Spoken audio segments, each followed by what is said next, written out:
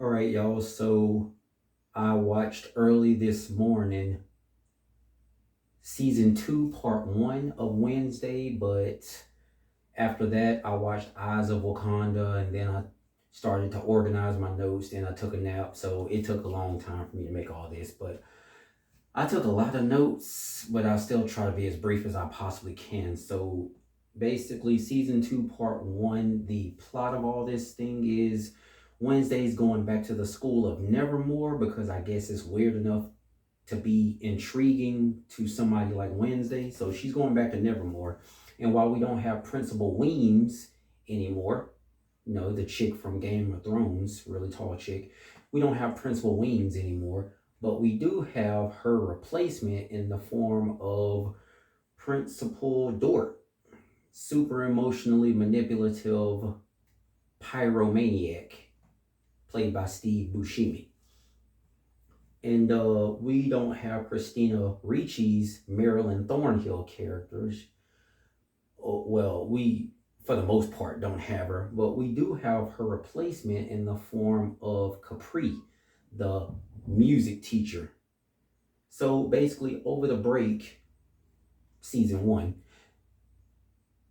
Wednesday has been trying to master her premonition powers and her visions. She's trying to master her powers through this Adams Family occult book. And by doing that, by getting a little exercise with that, she's been solving some cases as of late, which resulted in like a Sixth Sense versus a Sixth Sense kind of situation to start off uh the season. But you'll see what I'm talking about when you watch the show. Uh, but yeah, she's been exercising her powers by trying to hunt down criminals that way. But it has its pros and cons when it comes to that.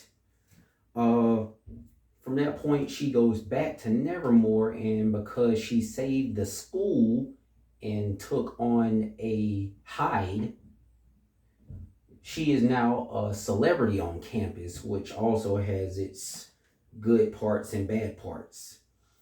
And one bad part in particular is she has now made a new enemy. And the new enemy that sent her the note at the end of last season, he's now making his moves this season. Uh, there are just, as a result of her making a new enemy, there's a lot of casualties dropping real quick. Casualties that are all connected to Tyler, the villain from last season. And because it's Wednesday that the new villain has to deal with, he has to get some kind of power over her. So the little bit of family and friends that she actually made in season one, he has to threaten her to actually get power over her, to get her out of sorts a little bit. And that's where Wednesday has to now fight back, which is like the crux of the show. Her fighting back to protect what little she actually does care about. And yeah, from that point, it's just Wednesday versus the new villain. And that's how this half of the Wednesday show is going for right now. I don't know what part two is gonna bring. But her trying to master her newfound premonition powers is starting to put a strain on her physically in the form of tears and convulsions and stuff like that. Sometimes she convulses. And as a result of that, it's starting to put a further strain on the mother daughter relationship her and Morticia has, because she ultimately doesn't want any real harm to come to Wednesday. So she warns Wednesday that you shouldn't be messing with your powers like this. You shouldn't be trying to force the situation like this. But Wednesday is a strong willed child, so she's not really listening, and it sort of put a strain on the relationship.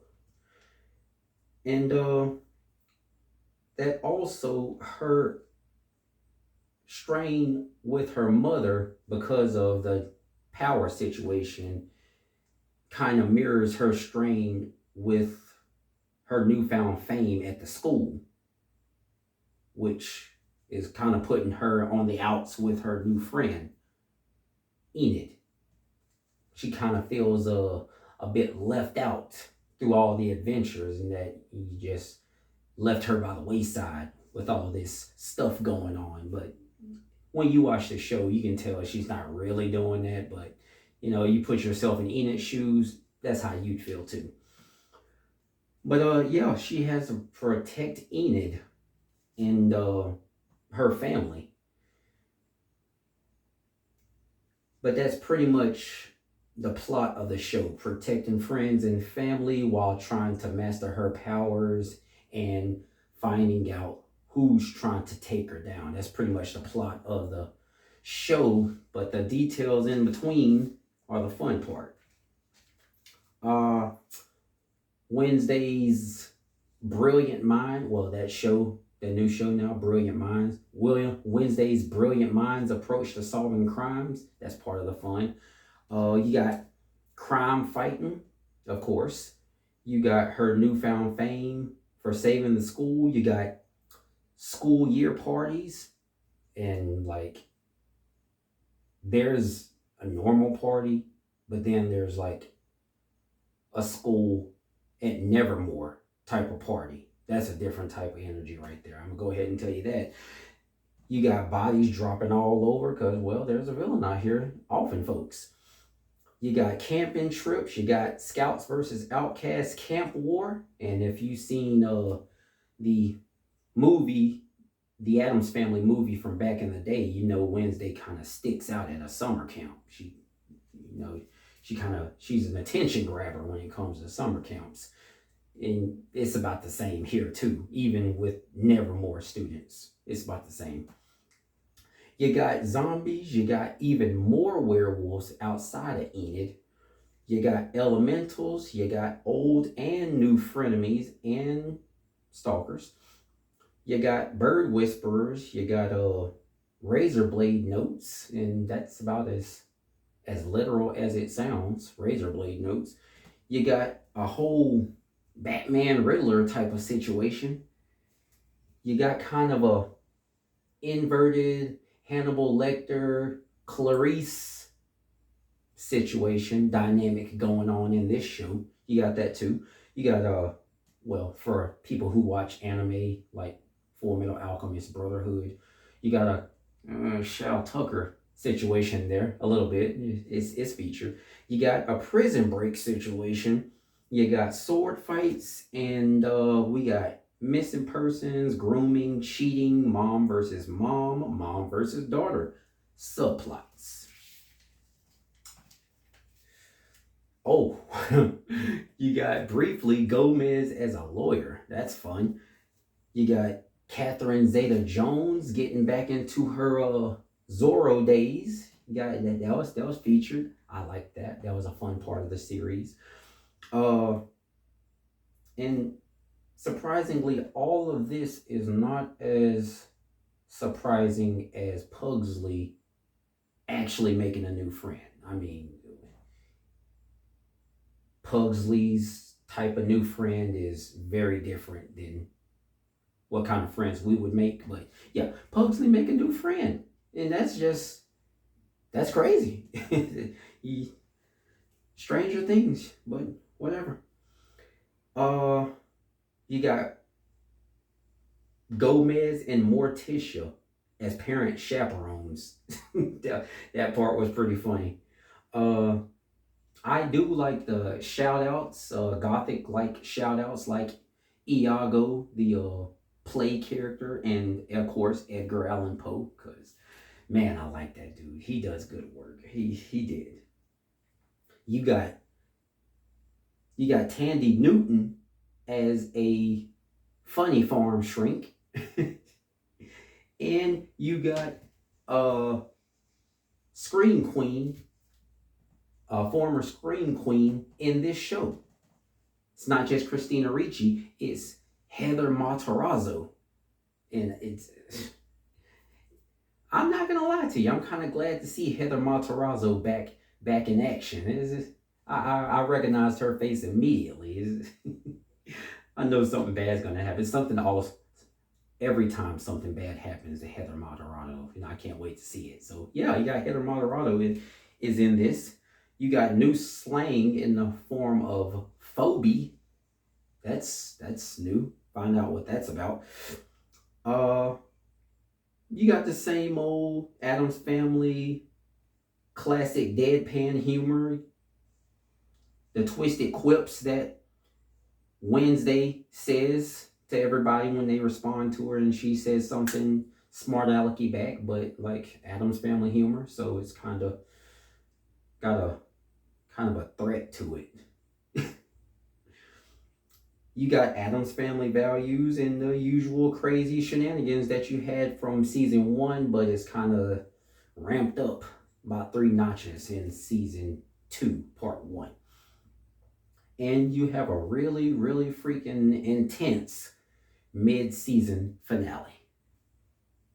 Now, my least favorite parts about this mid-season, these 4 episodes, is Enid being a bop. That is disappointing. Enid being a bop. Gross.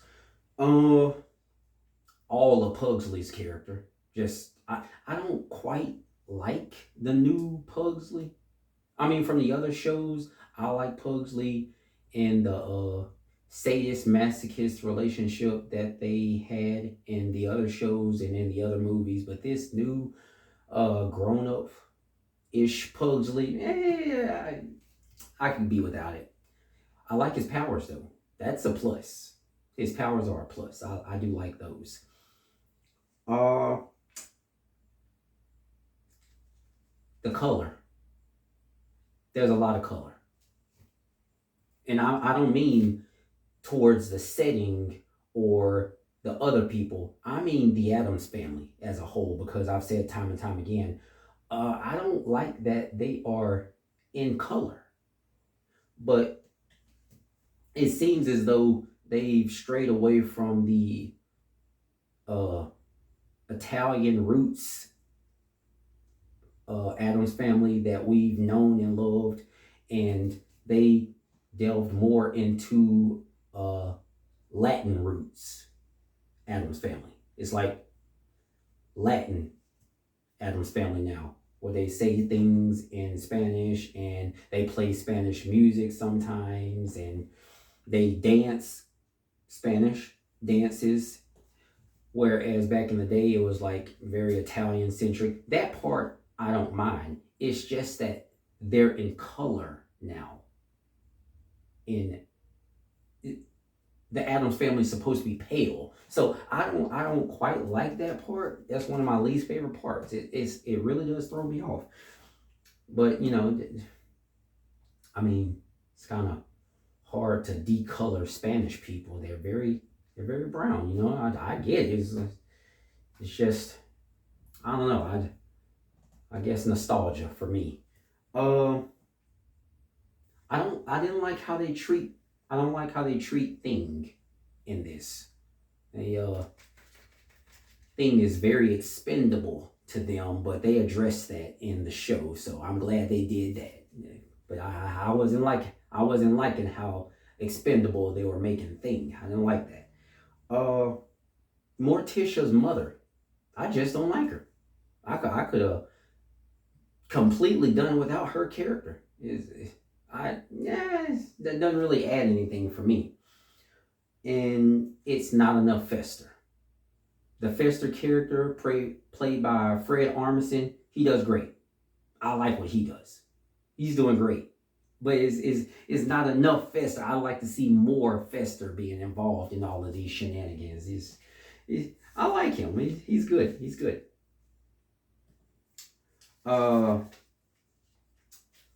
there are things I do like the music teacher Capri and how she interacts with Wednesday. She's more of like she recognized that Wednesday is one of those I think I know everything and I'm gonna do what I want to do type of young people. But she still tries to kind of guide Wednesday through little nuggets of wisdom. She tries to head her towards a certain way where she will be better off. And I like that the music teacher cares about her students. I do like that. For all I know, Capri is the one behind all of this. I don't actually know. But for right now, I like the Capri character, the music teacher. She's nice.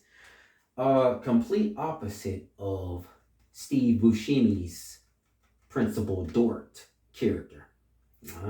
Don't like him. Don't like him, and I don't think the siren likes him either. Uh, Tandy Newton's Fairburn character, I like her too. Uh, she actually seems to care about the people in the funny farm in the crazy house. Yeah, I don't know why she does, but she seems to care about them. But I like that part. I like Sheriff Santiago, but that's more for obvious physical reasons. At least it is to me. But anyway, the settings. The settings in season two, I think are much better than season one. They really put forth some energy in the settings. Morticia's home away from home because of the whole parent chaperone thing. Morticia and Gomez is home away from home. That looked nice. Apparently, Morticia is great at decor. Well, I mean, we been knew that from the show back then. It's mostly black, but hey, it's my favorite color, so I like it. Morticia and Gomez's camp tent. I mean, I know that sounds weird, but you got to see the episode. You got to see their camp tent and how it's all set up and what it looks like. That was pretty good. I like that setup. Camp Outcast as a whole, it looks cool. I like the layout of the camp. I like where everything is set up. I like the wilderness and where everything is. The different camp places. I like that. Camp Outcast looks pretty cool. That's a nice setting that they made up there. Uh the Skull Tree story that delves into like a weird little Coraline verse because it's like is that guy, the guy behind Edward Scissorhands and that guy. It delves into that, into his work. So it goes from the Skull Tree story into like a Coraline verse looking telling of the story. But when you see it, you'll know what I'm talking about. I like that. I like that they went all Coraline with it. It was pretty cool. Um, the Telltale Cafe. There's just like a cafe that sells treats and ice cream and stuff like that. I like how they set that up, and of course the Telltale theme of it all. That's pretty cool because I'm a big Edgar Allan Poe fan, so of course I'm gonna like that. But it legit does look pretty cool. Uh, the Founders Party whole setup when they were going through the Founders Party, that whole setup, how it looked at night with all the lights and stuff, and the bonfire and all that whole setup, it looked really freaking cool. It did. That was my favorite part. That was my favorite part of the settings, the Founders Party setup. That looked so cool. I loved it. The music, there was a there was a there was a lot of great hits in this music. You got some Bruce Springsteen. You got one of his songs in there. You got some of the Kinks. You got a Credence Clearwater Revival cover song. Yeah, it's pretty recognizable. When you hear it, you'll know it. You got some REM in there, and you got the most obvious Cranberries song you could possibly have. It's I mean, if you know who the Cranberries are and you're thinking, oh, the Cranberries had a song in the show Wednesday, you pretty much know which song it's gonna be. I mean, come on. But yeah, that that pretty much sums up part one of season two. It's really freaking good. I don't have too many things to complain about. I mean, it's not perfect, but it's pretty good. Season season two is shaping up to be really nice. It's I think it's better than season one. But I'm only halfway done. So I can't imagine how they're gonna ramp it up even more in part two of season two in September. I think the third. I'm not sure, but it's ramping up to be an epic season two. I like it. Good job, Wednesday.